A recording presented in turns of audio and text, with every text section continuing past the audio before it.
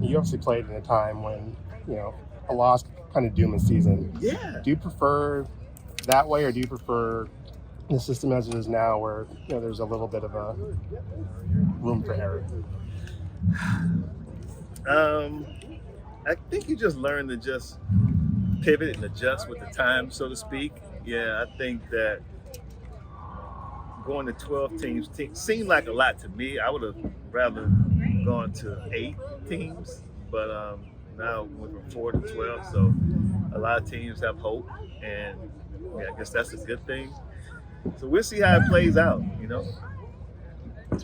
You came here a couple of years ago for when Bama and TCU were in town. What are some of the biggest areas of change you've seen in this Texas program since you were last in Austin? That's a really good question. I think the biggest change I've seen is up front. We keep talking about Texas and obviously Oklahoma, 2 teams coming from the Big 12 to the SEC. What's going to be the difference? And are they prepared for it? And I believe that, I guess it was a year ago when Texas went down to Tuscaloosa and they beat Alabama convincingly. And it was because they handled them in the trenches. And Alabama didn't push them around in the trenches like it was the other way around. They pushed Alabama. So at that point, I said, okay, this team is ready for the SEC because that's where games are going to be won or lost in the trenches. And I had to give Sarkisian, his recruiting staff, his coaching staff, a great job of making sure that they brought in the right players up front that they can handle the battle in the trenches both ways, offensively and defensively. So that's the biggest difference. The numbers will say they're elite right now, but how good do you think this Texas secondary is? Who have they played against? That's a prolific passing offense. That's why I asked the numbers say they're Exactly. Good. Numbers don't lie, but damn it, they don't tell the whole truth.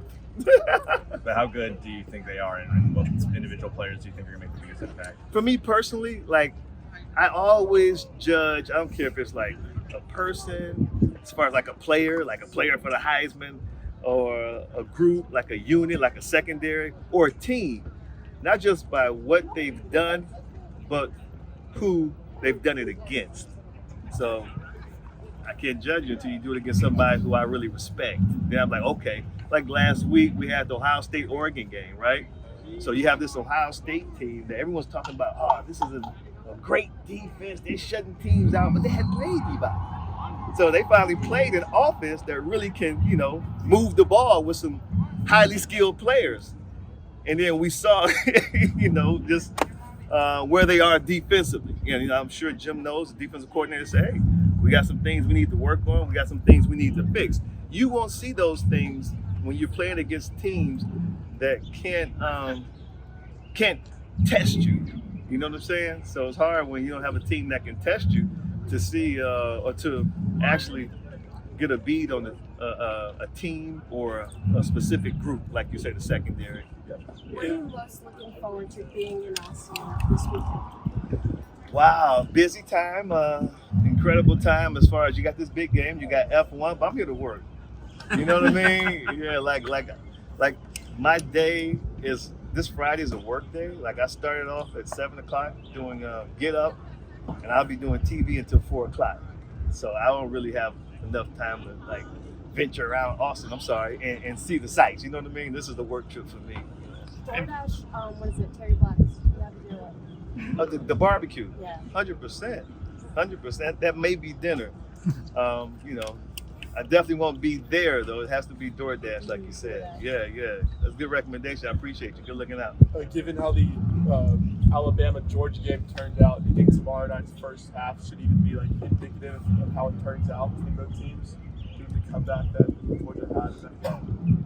So do I think the first half should be indicative of Do you think it will even dictate what the final score would be, whether it's lopsided or not? Do you think it'll if Georgia's down by a lot or Texas is down by a lot, do you think that one of the other could still come back in the very end? Yeah, so if I understand your question, I think that if either team is down by a lot in the first half, I think that Georgia is very equipped to come back because they've done it on the road before.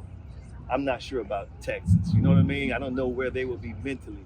If you let the Bulldogs come in here and push you around for a whole half of football in your backyard, where are you mentally in the second half that you can come back and respond to that? Obviously, we haven't seen it, so I can't say that they have. Like I said, I judge people not only by what they've done, but who they did it against.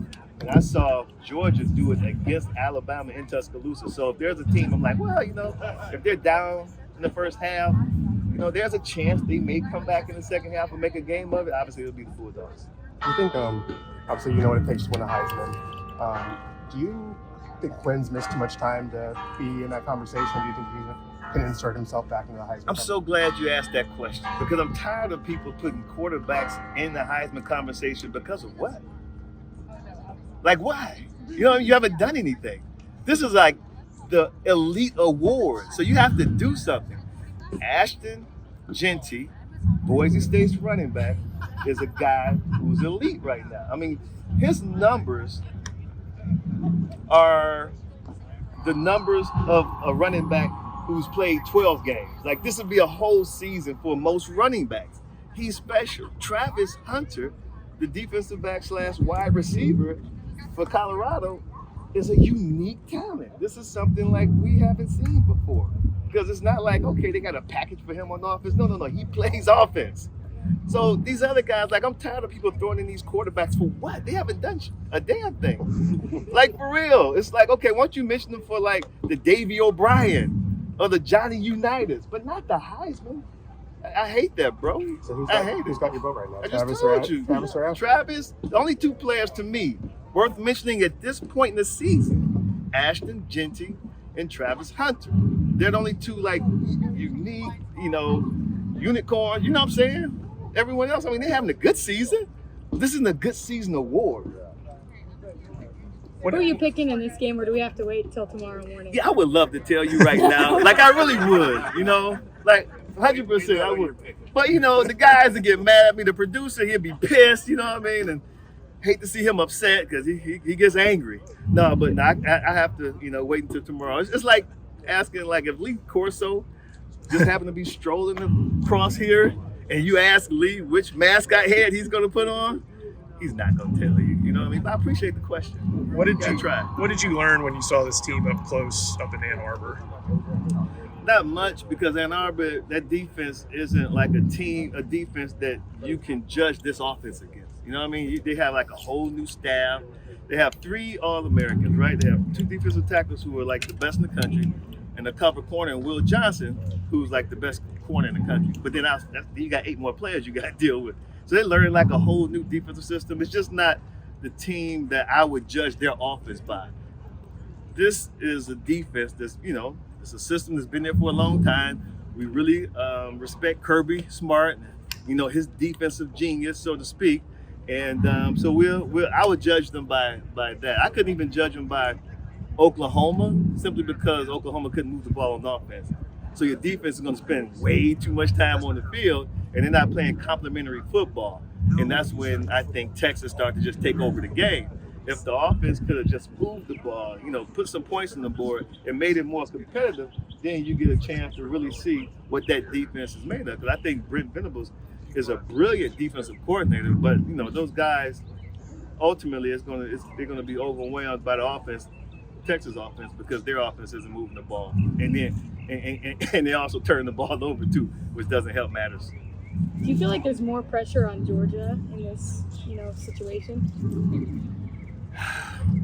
When you listen to Kirby Smart talk, you just don't think that they look at it as a situation where there's pressure. And I think that he talks about pressure as a pleasure, like as a reward. Like, this is a good thing to have pressure.